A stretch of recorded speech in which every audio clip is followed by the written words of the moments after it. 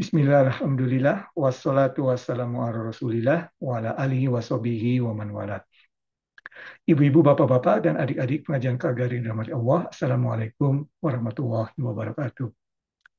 Di dalam Al-Quran Surat An-Nisa ayat ke-19, Allah Subhanahu wa Ta'ala bersabda, ini bagian dari ayat ke-19 ya, dan bergaulah kamu dengan mereka, yaitu istri-istri kamu, dengan cara yang baik. Kemudian jika kamu merasai benci kepada mereka, disebabkan tingkah lakunya, janganlah kamu terburu-buru menceraikannya. Karena boleh jadi kamu bencikan sesuatu, sedang Allah hendak menjadikan pada apa yang kamu benci itu kebaikan yang banyak bagimu. Maha benar Allah dengan segala firman-Nya. Nah, ibu-ibu, bapak-bapak, dan adik pengajian kagar yang dirahmati Allah, kita pada kesempatan ini memasuki surat An-Nisa. An-Nisa artinya wanita, ya. Masih di juz yang keempat, tetapi sudah masuk surat An-Nisa. Ya, An-Nisa ini surat yang panjang, 200 ayat kira. Juz 4 sebagian, juz 5 sepenuhnya, dan juga juz 6 sebagian. Ya. Nah, surat An-Nisa ini diturunkan setelah surat Ali Imran. Jadi, sekitar setelah tahun ketiga Hijrah. Setelah tahun ketiga Hijrah berarti juga setelah Perang Uhud, seperti surat Ali Imran.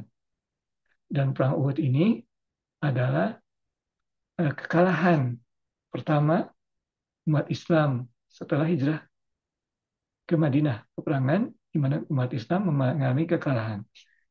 Ya, quote-unquote kekalahan. Karena akan kita lihat, walaupun dari satu sisi seperti kalah, tetapi sebetulnya membuka kesempatan lain dalam uh, pembelajaran umat yang masih muda ini, baru umurnya 3 tahun di Madinah ini. Ya, nah dengan kekalahan tersebut di Perang Uhud muncul masalah-masalah baru yang harus dihadapi oleh umat Islam di Madinah.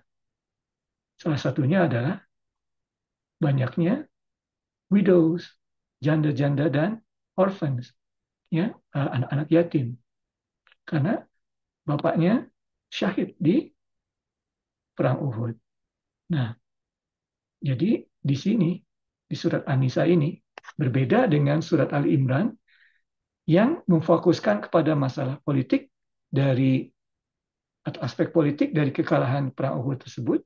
Surat An-Nisa membahas aspek sosial dari akibat kekalahan perang Uhud ini. Banyak janda-janda dan juga banyak anak-anak yatim. Bagaimana mengatasinya? Janda-janda ini dan juga anak yatim ini memiliki hak yang sama, penghidupan yang layak seperti wanita-wanita lain dan juga anak-anak lain, yaitu secara halal dalam Islam di dalam kerangka keluarga. Nah, makanya dari aspek sosial ini muncul ayat-ayat yang disampaikan Allah Subhanahu wa taala yang diwahyukan Rasul dalam surat Al-Imran. Ya, surat ayat-ayat mengenai pernikahan, ayat-ayat mengenai harta waris, dan juga yang akan kita bahas, insya Allah pada kesempatan ini ada ayat mengenai poligami. Ini kontroversial ya. Ayat mengenai poligami, mengenai kebolehannya dan juga um, batasan-batasannya. Ya. Nah ini poligami ini suatu yang dilakukan oleh orang-orang di masa jahiliyah oleh kaum Quraisy. Para sahabat pada awal perkembangan Islam ada yang melakukan, ada juga yang tidak. Tidak semuanya melakukan. Ya. Dan pada saat itu juga belum ada, ya, 13 tahun di Mekah dan hampir 3 tahun di Madinah, belum ada peraturan apakah diperbolehkan atau tidak diperbolehkan dan bagaimana caranya, apakah ada batasannya, belum ada perintahnya. Ya. Tapi pada kesempatan ini, setelah perang Uhud ini, di surat An-Nisa, Allah SWT menurunkan ayat poligami. Tujuannya itu tadi, terjadi masalah sosial di mana banyak janda dari para syahid perang Uhud dan juga banyak anak-anak yatim. Mereka memiliki hak yang sama dengan para wanita dan juga anak-anak lainnya untuk penghidupan yang layak secara halal, yaitu dalam Islam, dalam kerangka keluarga. Itulah tujuan dari poligami, ya. Jadi mengatasi masalah sosial. Konteksnya memang akhir perang Uhud banyak janda dan juga banyak anak-anak yatim, tetapi intinya adalah memberikan hak yang sama ya kepada mereka dengan cara yang halal. Nah, poligaminya sama, tetapi tujuannya berbeda antara poligami di masa jahiliyah dan poligami secara Islam. Ya, jadi di situ. Walaupun disebutkan juga dalam ayat sebelumnya bahwasanya kalau tidak mampu adil, maka satu lebih baik. Tidak perlu poligami. Ya. Tapi kalau mampu adil, silakan poligami karena untuk menolong masalah sosial yang sedang dihadapi, ya pada saat itu banyaknya janda-janda akibat syahid akibat suaminya mati syahid di perang Uhud, tetapi mungkin di masa yang selanjutnya dan masa-masa sekarang dan masa yang akan datang mungkin situasinya berbeda, tapi konteksnya tetap terjadi masa sosial di mana banyak wanita-wanita yang terlantar dan juga anak-anak yang terlantar. Nah, itu tujuan poligami dan juga ada batasannya.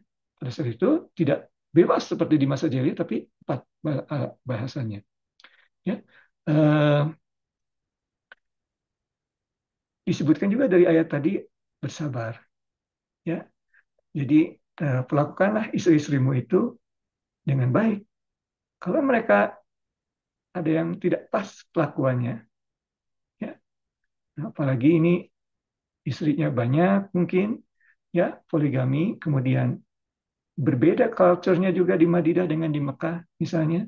Jadi para muhajirin yang datang ke Madinah mungkin oh, ini kok beda tingkah lakunya ini istrinya. Nah, Allah SWT menyebutkan jangan diceraikan karena siapa tahu bersabarlah, jangan cepat-cepat diceraikan, bersabarlah ya. Karena siapa tahu Allah justru akan memberikan sesuatu yang besar bagi kamu dengan kesabaranmu itu. Ya. Demikian ibu-ibu, bapak-bapak, dan adik pengajian kali mati Allah. Bahasan kita pada kali ini. Yang benar hanya dari Allah dan Rasulnya, kesalahan dari Irfan sendiri. Maafkan terhadap kesalahan dari Irfan. Wabillahi taufiq wal hidayah. Wassalamualaikum warahmatullahi wabarakatuh.